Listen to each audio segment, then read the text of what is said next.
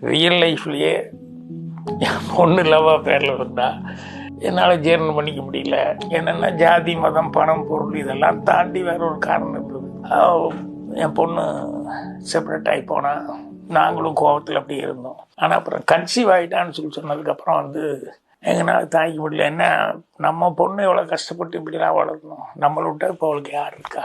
அப்புறம் வீட்டில் இருந்துட்டு அதுக்கப்புறம் ஹாஸ்பிட்டலுக்கு போகும்போதெல்லாம் தூக்குன்னு இருந்தது. அப்புறம் பூர்ணிமா தான் கூட போச்சு. அப்புறம் பையன் பிறந்திருக்கான்னு சொன்னோன்னே நான் ஓடி போய் ஹாஸ்பிட்டலில் பார்த்து அந்த குழந்தைய கையில் எடுத்துக்கிட்டேன். யார் இருந்தாலும் சுற்றி வர என்னை கை காமிச்சு என்கிட்ட தான் வருவான். இப்போ அவனை பார்க்காம என்னால் முடியாது, அவனுக்கும் நான் இல்லைன்னா முடியாதுங்கிற அளவுக்கு ஒரு பைண்டிங் ஆகிப்போச்சு. நான் எப்படியோ அட்ஜஸ்ட் பண்ணி சொல்கிறேன். ரியல் லைஃப்லேயே இந்த மாதிரி நடந்தது.